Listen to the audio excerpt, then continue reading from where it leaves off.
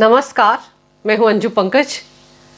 पिछले एक हफ्ते से दिल्ली के सीएम अरविंद केजरीवाल कहां हैं? पिछले सोमवार को जब उन्होंने दिल्ली विधानसभा का विशेष सत्र बुलाया था और उस सत्र में उन्होंने जो एक राजा की कहानी सुनाई थी, उस कहानी को सुनाने के बाद से अभी तक एक हफ्ता गुजर गया है, क्योंकि आज भी सोमवार है। क्या आपने पिछले 7-8 दिनों के दौरान अरविंद केजरीवाल को किसी टीवी चैनल पर, सोशल मीडिया पर या कहीं प्रेस कॉन्फ्रेंस करते हुए देखा सुना है? दरअसल अरविंद केजरीवाल पिछले एक हफ्ते से पूरी तरह से गायब हैं। ना कहीं उनके कोई ट्वीट नजर आ रहे हैं, ना उन्होंने कहीं कोई प्रेस कॉन्फ्रेंस की है। जो पिछला संबोधन उनका था वो सिर्फ और सिर्फ दिल्ली विधानसभा के विशेष सत्र का था, जिसमें उन्होंने पीएम मोदी का नाम लिए बिना उन पर हमला बोला था और बहुत ज्यादा बदजुबानी की थी। ऐसी ऐसी बातें वहां पर खड़े होकर बोली थी जो अरविंद केजरीवाल बाहर अगर बोलते तो अब तक उनके खिलाफ एफआईआर दर्ज हो चुकी होती। लेकिन अरविंद केजरीवाल ने दिल्ली विधानसभा का सदन चुना। उन्हें पता है कि उन्हें सदन में इम्यूनिटी हासिल है। अगर वो सदन में खड़े होकर इस तरह की बयानबाजी करेंगे तो उनके खिलाफ कोई कुछ नहीं कर सकता। इसीलिए अरविंद केजरीवाल ने जो 56 सवाल सीबीआई ने एक दिन पहले उनसे पूछे थे और उन सवालों के जवाब देते देते 9.5 घंटे लग गए थे अरविंद केजरीवाल को, और उसके बाद जो मन में भड़ास थी उसे निकालने के लिए अरविंद केजरीवाल ने आनन फानन में दिल्ली विधानसभा का ये विशेष सत्र बुलाया था, जिसमें 3 करोड़ रुपए आम आदमी के खर्च हो गए। ये पैसा कहां से आता है? ये टैक्स पेयर का पैसा है। उस पैसे का इस्तेमाल अरविंद केजरीवाल ने सिर्फ और सिर्फ पीएम मोदी को गालियां देने के लिए किया।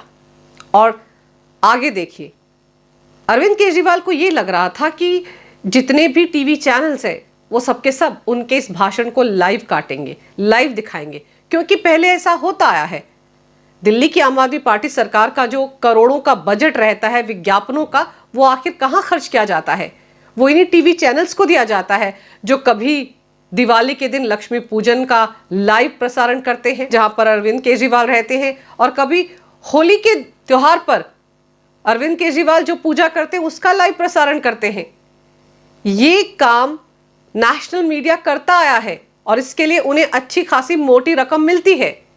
तो इसीलिए अरविंद केजरीवाल ने यह सोचा कि जो कुछ उन्होंने एक कहानी सुनाई दिल्ली विधानसभा के अंदर खड़े होकर, उन्हें लग रहा था कि ये कहानी भी चैनल्स ने सीधे सीधे दिखाई होगी। लेकिन उनकी सारी हवा निकल गई जब वो सदन से बाहर आए और वहां पे मीडिया के लोग खड़े थे, और तब तक अरविंद केजरीवाल को ये पता चल चुका था कि उनके इस कहानी सुनाने के सेशन को कहीं किसी चैनल ने नहीं दिखाया है। सारे के सारे चैनल अतीक अहमद की खबरों को दिखा रहे थे। सभी चैनल्स को समझ आ गया था कि अरविंद केजरीवाल की कहानी में अब टीआरपी नहीं है। तो अतीक अहमद और अशरफ अहमद जिस तरह से मारे गए थे पुलिस कस्टडी में, उस कहानी को दिखाने में ज्यादा दिलचस्पी थी चैनल्स की, इसलिए उन्होंने अरविंद केजरीवाल की कहानी को दिखाया नहीं। और ये बहुत बड़ा सदमा था अरविंद केजरीवाल के लिए। उन्होंने वहीं पर मीडिया से कहा कि ऐसा लगता है कि ऊपर से कहीं से फोन आ गया था और आपके चैनल के मालिक डर गए होंगे, इसलिए उन्होंने ये भाषण नहीं दिखाया। तो मेरे पास नया कुछ कहने के लिए नहीं है, आप लोग ऐसा कीजिए कि मेरे उसी भाषण को फिर से दिखा दीजिए।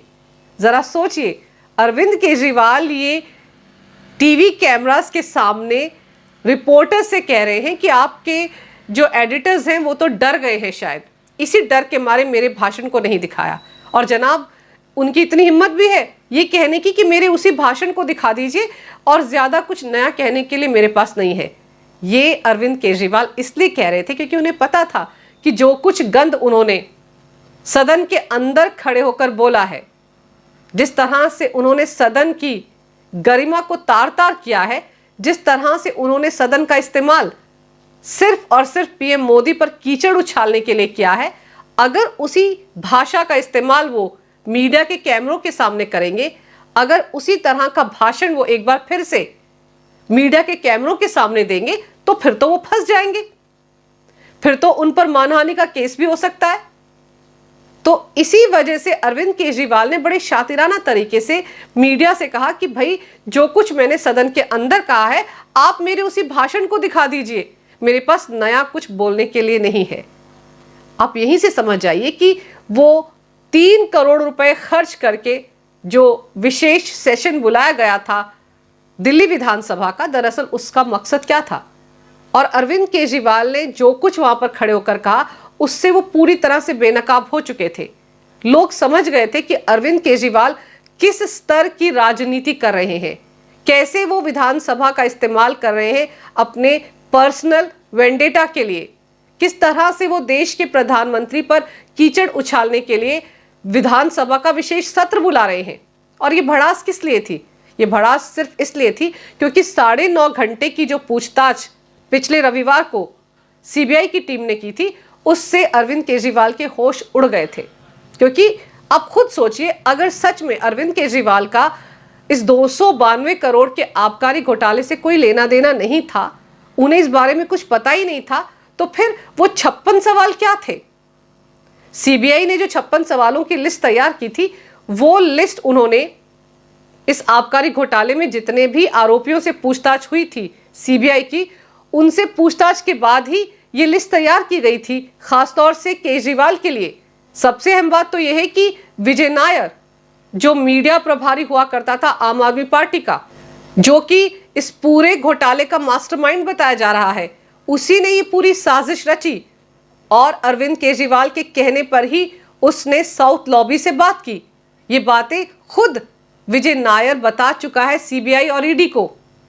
और जाहिर सी बात है, विजय नायर से जुड़े सवाल ही सीबीआई की टीम ने अरविंद केजरीवाल से पूछे थे, क्योंकि विजय नायर ने और सी अरविंद, इन दोनों ने सीबीआई और ईडी की टीम को बताया है कि भले ही दस्तखत ना हो फाइल पर अरविंद केजरीवाल के, लेकिन जो रूपरेखा तैयार की गई इस आबकारी पॉलिसी की, इससे जुड़ी सारी बैठकें अरविंद केजरीवाल के घर पर हुई हैं।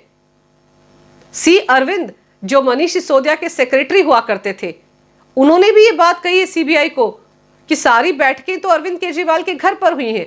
तो अगर बैठकें अरविंद केजरीवाल के घर पर हो रही हैं, मसौदा क्या है उस आबकारी पॉलिसी का, वो सब कुछ उनकी नजरों के सामने तैयार किया जा रहा है, तो फिर अरविंद केजरीवाल कैसे कह सकते हैं कि उन्हें आबकारी पॉलिसी के बारे में कोई जानकारी नहीं थी? और मनीष सिसोदिया के जो वकील हैं, उन्होंने भी तो कोर्ट में यही कहा था कि मनीष सिसोदिया इकलौते नहीं हैं, बल्कि आबकारी घोटाले में और भी कई बड़े नाम हैं। साफ साफ उनका इशारा भी अरविंद केजरीवाल की तरफ था। और फिर सबसे बड़ी बात तो यह है कि आज सोमवार को एक बहुत बड़ा झटका अरविंद केजरीवाल को यह लगा है कि विजय नायर, जिसने सुप्रीम कोर्ट में इसलिए एक अपील की थी कि उसका जो मामला दिल्ली हाई कोर्ट में है जमानत को लेकर, उसकी तारीख 19 मई दी गई है कोर्ट की तरफ से, वो तारीख थोड़ी जल्दी करवा दी जाए, यानी कि उसकी याचिका पर supreme court Delhi high court को ये आदेश दे कि वो जल्द से जल्द उसकी याचिका पर सुनवाई करे। अब सोचिए, विजय नायर की ये याचिका दायर की गई थी अभिषेक मनु सिंघवी की तरफ से। अभिषेक मनु सिंघवी जो कांग्रेस के नेता हैं और वरिष्ठ अधिवक्ता हैं, वो अरविंद केजरीवाल के लाडले विजय नायर की याचिका लेकर सुप्रीम कोर्ट गए थे और उसमें यह कहा गया था कि सीबीआई की तरफ से तो विजय नायर को जमानत मिल गई है, लेकिन मामला ईडी के पास जाकर अटक गया है।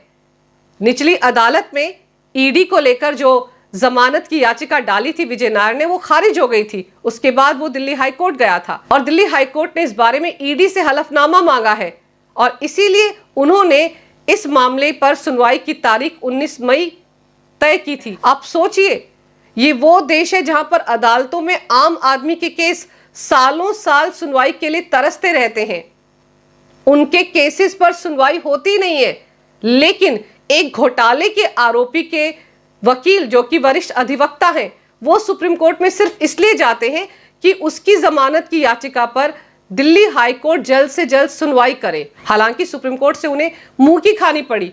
सुप्रीम कोर्ट ने 2 टूक कहा कि वो ईडी के मामलों में किसी तरह का दखल नहीं देंगे और अगर वो चाहते हैं तो दिल्ली हाई कोर्ट में इस मामले की जल्द सुनवाई की याचिका डाल सकते हैं। यानी कि सीधे सीधे सुप्रीम कोर्ट ने अभिषेक मनु सिंघवी को अदालत से खदेड़ दिया। और ये एक बहुत बड़ा झटका अरविंद केजरीवाल के लिए भी है, जो पिछले 4-5 दिन से खामोश बैठे हुए हैं। सदमा लग चुका है उन्हें, क्योंकि सीबीआई ने पूछताछ के दौरान वो बातें उनके सामने रखी हैं, वो सवाल उनके सामने रखे हैं जिनके बारे में सिर्फ विजय नायर को ही पता था और अरविंद केजरीवाल को पता था। और वहीं से अरविंद केजरीवाल को ये समझ में आ गया था कि वो बुरी तरह से फंस गए हैं। भले ही उन्होंने ग्रुप ऑफ मिनिस्टर्स का हेड मनीष सिसोदिया को बना दिया था, कोई भी मंत्रालय अपने पास नहीं रखा था, ताकि कल को अगर ऐसे हालात पैदा होते हैं तो वो बिल्कुल पाक साफ होकर बाहर निकल जाएं। वो ये कहकर पल्ला झाड़ लें कि उनकी सरकार में उनके मंत्री क्या गुल खिला रहे थे, क्या घोटाला कर रहे थे, क्या भ्रष्टाचार कर रहे थे, इस बारे में उन्हें रत्ती भर पता नहीं है। जरा सोचिए, वो अरविंद केजरीवाल जिनके बारे में कहा यह जाता है कि आम आदमी पार्टी में एक पत्ता भी नहीं हिलता है उनकी मर्जी के बिना, और उनकी सरकार में उनका डिप्टी सीएम करोड़ों का घोटाला करता है आबकारी पॉलिसी को लेकर, और अरविंद केजरीवाल को उसके बारे में पता ही नहीं है। क्या ये बात किसी के गले उतर सकती है? और फिर यह समझने वाली बात यह है कि विजय नायर की तरफ से सुप्रीम कोर्ट में यह कहा गया कि आबकारी घोटाले से उसका कोई लेना देना नहीं है, वो सिर्फ मीडिया प्रभारी था। किस डिपार्टमेंट में कौन सी पॉलिसी बन रही है इस बारे में उसे कुछ पता नहीं था। अब आप सोचिए, एक तरफ अरविंद केजरीवाल पल्ला झाड़ रहे हैं और ये कह रहे हैं कि उन्हें इस आबकारी घोटाले के बारे में कुछ पता नहीं था, सिर्फ और सिर्फ मनीष सिसोदिया का ही इससे लेना देना है। और अब विजय नायर, जो कि इस पूरे घोटाले के सेंटर में है, जो कि अरविंद केजरीवाल के बिहाफ पर साउथ लॉबी से बातचीत कर रहा था, कैसे वहां से 100 करोड़ ऐंठने हैं, उसकी पूरी ठेकेदारी अरविंद केजरीवाल ने विजय नायर को दे रखी थी। और तो और समीर महेंद्रू, जो कि साउथ लॉबी से ताल्लुक रखते हैं, उनके साथ तो वीडियो कॉल भी करवाई है विजय नायर ने अरविंद केजरीवाल को। समीर महेंद्रू ने अरविंद केजरीवाल से जो वीडियो कॉल पर बात की है, उसमें अरविंद केजरीवाल ने कहा था कि हमारा ही लड़का है विजय नायर, आप इस पर पूरा भरोसा कर सकते हैं। तो आप सोचिए, ये सारी बातें समीर महेंद्रू ने भी ईडी की पूछताछ में बताई हैं।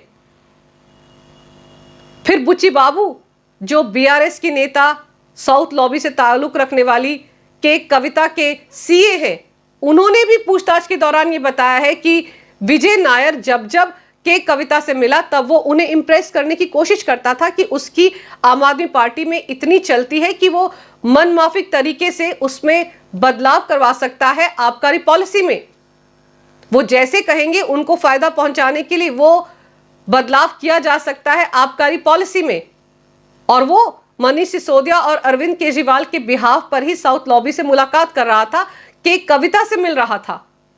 तो ये बुच्ची बाबू की स्टेटमेंट, विजय नायर की स्टेटमेंट, समीर महेंद्रू की स्टेटमेंट और सी अरविंद, जो कि मनीष सिसोदिया के सेक्रेटरी हुआ करते थे, उनकी स्टेटमेंट भी बहुत अहम है। उन्होंने भी यही जानकारी सीबीआई और ईडी को दी है कि आबकारी पॉलिसी को लेकर जितनी भी बातें हुई हैं, जितनी भी बैठकें हुई हैं, वो सबकी सब अरविंद केजरीवाल के घर पर हुई हैं। तो जब सारी बैठकें अरविंद केजरीवाल के घर पर हो रही थी, तो अरविंद केजरीवाल ये कैसे कह सकते हैं कि उन्हें आबकारी पॉलिसी के बारे में कुछ पता नहीं है? लेकिन सीबीआई से 9.5 घंटे की ग्रिलिंग के बाद अरविंद केजरीवाल को समझ में आ गया था कि कितनी दूनी चार होते हैं। वो समझ गए थे कि जो 56 सवाल पूछे गए हैं, दरअसल वो 56 सवालों का ऐसा चक्रव्यूह है जिससे वो बाहर नहीं निकल सकते। और अरविंद केजरीवाल जब 9.5 घंटे तक सीबीआई की कस्टडी में थे, पूछताछ हो रही थी, तो याद कीजिए 8 घंटे गुजर जाने के बाद आम आदमी पार्टी में खलबली मच गई थी। यहां तक कहा जाने लगा था कि गिरफ्तार हो गए हैं अरविंद केजरीवाल। तो अरविंद केजरीवाल दरअसल अब डर गए हैं।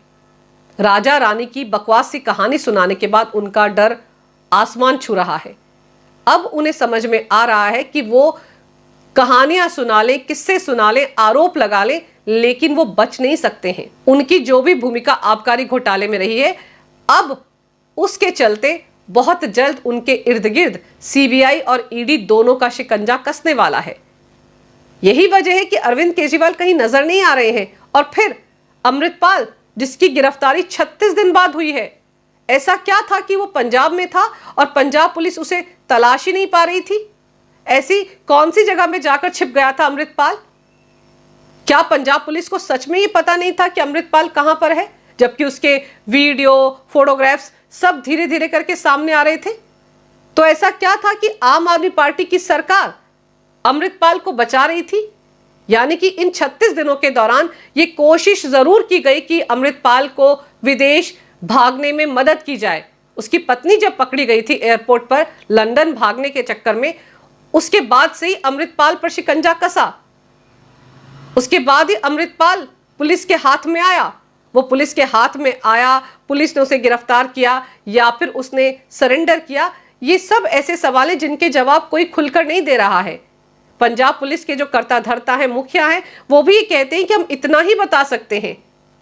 लेकिन अरविंद केजरीवाल के लिए सबसे बड़ा झटका यह है कि अमृतपाल गिरफ्तार हुआ और अब वो डिब्रूगढ़ जेल पहुंच चुका है, जहां पर एनआईए के अधिकारी लगातार उससे पूछताछ कर रहे हैं। एनएसए उस पर लग गया है और डिब्रूगढ़ यानी कि असम अमृतपाल का जाना एक और बड़ा झटका है अरविंद केजरीवाल के लिए, क्योंकि इन्हीं अरविंद केजरीवाल ने दिल्ली विधानसभा के सदन में खड़े होकर असम के मुख्यमंत्री हिमंता बिस्व शर्मा पर भी आरोप लगाया था। बिना सिर पैर का आरोप लगाया था। ये कहा था कि उनके खिलाफ एफआईआर दर्ज है और तब हिमंता बिस्व शर्मा ने ये कहा था कि अगर हिम्मत है तो अरविंद केजरीवाल सदन से बाहर आकर ये बातें बोलकर दिखाएं। वो तुरंत उनके खिलाफ एफआईआर दर्ज करेंगे, मानहानि का केस दर्ज करवाएंगे। लेकिन अरविंद केजरीवाल जिस तरह से राजा की कहानी सुनाने के बाद मीडिया के सामने आकर उस कहानी पर एक शब्द नहीं बोले, बिल्कुल उसी अंदाज में जब अरविंद केजरीवाल गुवाहाटी गए थे तो मंच से खड़े होकर उन्होंने सिर्फ मेहमान नवाजी की बातें की थी, लेकिन एक भी बार वो आरोप हिमंता बिस्व शर्मा पर नहीं लगाया जो आरोप उन्होंने दिल्ली विधानसभा के अंदर खड़े होकर लगाया था। यानी कि अरविंद केजरीवाल अच्छे से जानते हैं कि अगर वो इस तरह की बिना सिर पैर की बातें पब्लिक डोमेन में बोलेंगे, किसी रैली में बोलेंगे तो फंस जाएंगे। और सेफ पैसेज उनको यही नजर आता है कि सदन के अंदर खड़े होकर जितनी भी बकवास करनी है कर ली जाए, जितने भी बिना सिर पैर के अनाप शनाप आरोप लगाने हैं, चाहे प्रधानमंत्री हो या फिर असम के सीएम हो, उन पर ये आरोप लगाते रहो। लेकिन अब सीबीआई की 9.5 घंटे की ग्रिलिंग के बाद अरविंद केजरीवाल की सिट्टी पिट्टी गुम हो चुकी है, इसीलिए वो कहीं नजर नहीं आ रहे हैं, ना सोशल मीडिया पर, ना किसी चैनल पर, ना ट्वीट कर रहे हैं। आप सोचिए कि अमृतपाल की गिरफ्तारी के बाद तो उन्हें कम से कम एक ट्वीट करना चाहिए था, लेकिन उस पर भी कुछ नहीं बोले अरविंद केजरीवाल। तो इस वक्त अरविंद केजरीवाल चौतरफा घिर गए हैं। उन्हें डर इस बात का सता रहा है कि अमृतपाल पता नहीं उनकी कौन सी पोल पट्टी खोलकर रख देगा, और फिर जिन खालिस्तानी समर्थकों से उन्होंने विदेशों से फंडिंग ली है पंजाब का विधानसभा चुनाव लड़ने के लिए, उन्हें वो क्या मुंह दिखाएंगे? क्या वो अब अरविंद केजरीवाल को जीने देंगे? क्या वो अरविंद केजरीवाल से सवाल नहीं पूछेंगे कि क्या इस दिन के लिए उन्होंने उन्हें इतने फंड दिए थे? अरविंद केजरीवाल के किस तरह के रिश्ते खालिस्तान समर्थकों के साथ रहे हैं, इसका खुलासा डॉक्टर कुमार विश्वास कर चुके हैं। पिछले से पिछले विधानसभा चुनाव के दौरान भी उन्होंने बताया था कि अरविंद केजरीवाल खालिस्तान को लेकर क्या मंशा रखते थे। और ईडी आबकारी घोटाले में इस महीने के आखिर में अपनी चार्जशीट दायर करने वाली है। उस चार्जशीट में किसको लेकर क्या खुलासा होता है, किसकी भूमिका के बारे में ईडी क्या लिखती है, इसको लेकर भी आम आदमी पार्टी में खलबली मची हुई है। यही वजह है कि अरविंद केजरीवाल इस वक्त पूरी तरह से खामोश हैं और ये दिखाता है कि अरविंद केजरीवाल को समझ में आ गया है कि आबकारी घोटाले में वो बुरी तरह से फंसने वाले हैं और अमृतपाल भी अब उनकी पोल पट्टी खोलने वाला है। अगर आपको मेरा ये वीडियो अच्छा लगे तो कृपया इसे लाइक करें, शेयर करें। अगर आप पहली बार मेरे चैनल पर आ रहे हैं तो कृपया मेरे चैनल को सब्सक्राइब करना ना भूलें। मेरे चैनल को अपना पूरा समर्थन दें। ये वीडियो देखने के लिए बहुत बहुत धन्यवाद। नमस्कार।